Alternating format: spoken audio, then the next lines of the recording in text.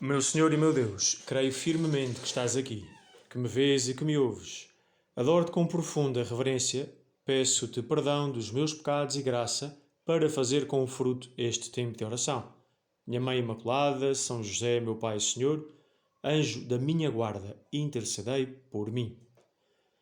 Naquele tempo, disse Jesus aos seus discípulos: Se o mundo vos odeia, sabei que primeiro me odiou a mim. Se fosseis do mundo, o mundo amaria o que era seu. Mas porque não sois do mundo, pois a minha escolha vos separou do mundo, é por isso que o mundo vos odeia. Lembrai-vos das palavras que eu vos disse: o servo não é mais do que o seu senhor. Se me perseguiram a mim, também vos perseguirão a vós. Se guardaram a minha palavra, também guardarão a vossa. Mas tudo isto vos farão por causa do meu nome, porque não conhecem aquele que me enviou. Ao ler este Evangelho, veio-me à mente a dificuldade que temos de viver a fé, em seguir de perto os passos de Jesus. Alguns pensam que ser católico resume-se a ser boa pessoa, mais uns minutos diário de rezas, mais uma hora de missa a cada domingo. Outros sabemos que devemos dar testemunho de Cristo em todas as circunstâncias das nossas vidas, mas temos dificuldade em fazê-lo. O ambiente em que vivemos não é muito propício aos católicos. Nunca foi, mas hoje no nosso país sente-se uma espécie de vergonha, como se ser católico fosse algo reservado à vida privada. Faz-se pouco dos católicos, despreza-se a Igreja. Qualquer coisa menos digna que aconteça com os padres, ministros da Igreja, é logo capa de jornal. Os preconceitos são inúmeros. E por isso, porque temos medo de ser ridicularizados ou porque não amamos suficientemente a Deus, tantas vezes nos calamos e passamos como o camaleão, que é tão igual ao ambiente à sua volta que praticamente não se vê. Ora, nós sabemos que a vida de Cristo, que nos é dada nos sacramentos, através da Igreja, renova toda a nossa existência. O modo como rezo, como penso acerca dos outros, o modo como visto, como converso, como trabalho, tudo isso flui do meu interior. E como o meu interior deve estar cheio de Deus, a maneira de viver de Cristo deve manifestar-se na minha maneira de viver. Ser cristão é, portanto, em primeiro lugar, uma vida recebida, uma vida nova de Filho de Deus. Mas depois deve transformar-se pouco a pouco no modo de viver, no modo de encarar a vida, numa atitude perante a realidade inteira. Um modo renovado de viver. Vamos dizer que a fé é a nascente e a vida concreta é o rio que flui dessa nascente. E essas duas dimensões, a nascente e o rio, pois não podem separar-se. A fé e a vida concreta não podem ser coisas distintas. Quais são as dificuldades que nos surgem ao vivermos, ao tentarmos viver essa coerência? Uma dificuldade que atravessamos é o ambiente adverso à Igreja. Sabem que eu sou católico, talvez não me decapitem numa transmissão ao vivo pela internet, como infelizmente fazem noutras zonas do planeta, mas fazem pouco. Põem-nos questões difíceis, criticam a Igreja, blasfemam. Isso já está ultrapassado, tens de ter uma mente mais aberta. Ou então, a Igreja, isso é um antro de corruptos. O quê? Queres chegar virgem ao casamento? Que mal é que há que embebedar-se, não tem problema nenhum. Divertir-se, Deus é amor. Não é preciso pertencer àquela ou a esta religião, etc. Estamos já mais que habituados a ouvir estas e outras afirmações. E antes uma pergunta, porquê esta aversão à Igreja? Porquê esta aversão à fé católica?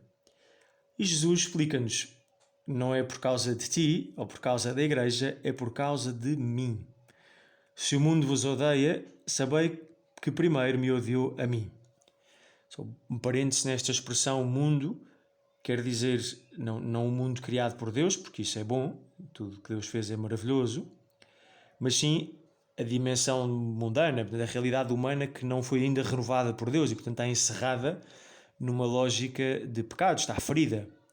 Por isso opõe-se aos desígnios de Deus. Noutra passagem do mesmo Evangelho, que é de João, Diz que a luz veio ao mundo, mas o mundo não a recebeu, que os homens preferiram as trevas. Porquê? Porque as suas obras eram más. Acho que aqui está o cerne da questão. Nós somos pecadores, não é? Tu e eu. E confrontar-nos com Cristo, com a sua doutrina, com a realidade da Igreja, com pessoas santas, este confronto ilumina a nossa vida e mostra ao mesmo tempo a nossa dignidade imensa, o nosso valor imensamente grande, amados por Deus, mas também a podridão de muitos dos nossos atos. E diante disto, que é uma situação um pouco incómoda, só temos duas hipóteses. Ou me arrependo do mal que fiz, reconheço e chamo as coisas pelos nomes e converto-me, mudo de vida, ou se não o quero fazer, acabo por rejeitar a luz, porque me incomoda. E rejeitar a luz é rejeitar Cristo, que é a verdade e o bem. Portanto, o mundo, neste sentido negativo, rejeita a Jesus e rejeita-o também presente nos outros. Rejeita tudo aquilo que o lembra de Jesus. Começar pela Igreja e também pela vida dos cristãos que são coerentes. E podemos tirar uma primeira ilação.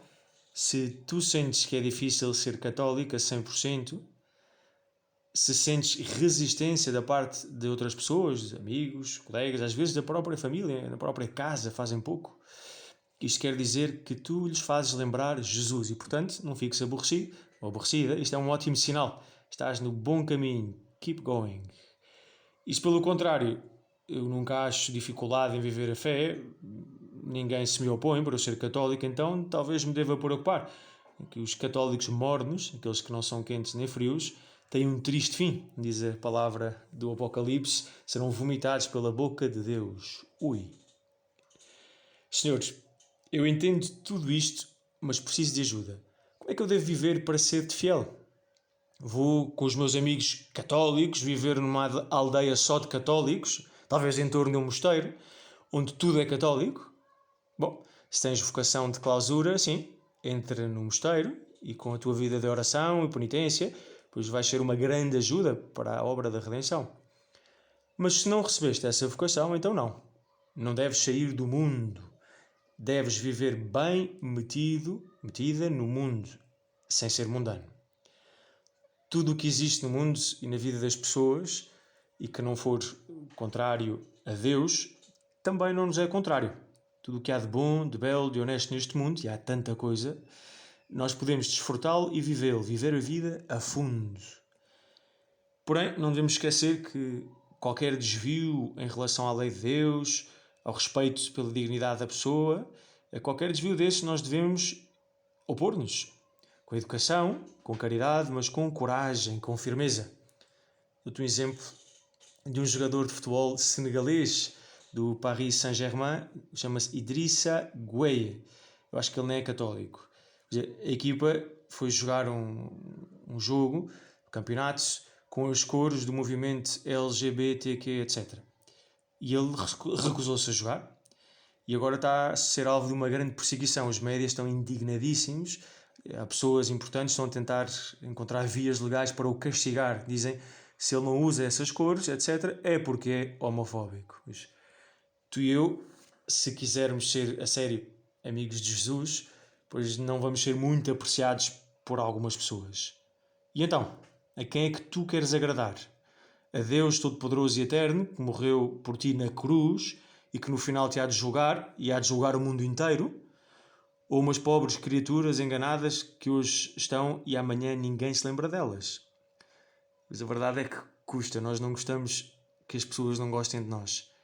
Não gostamos de desagradar.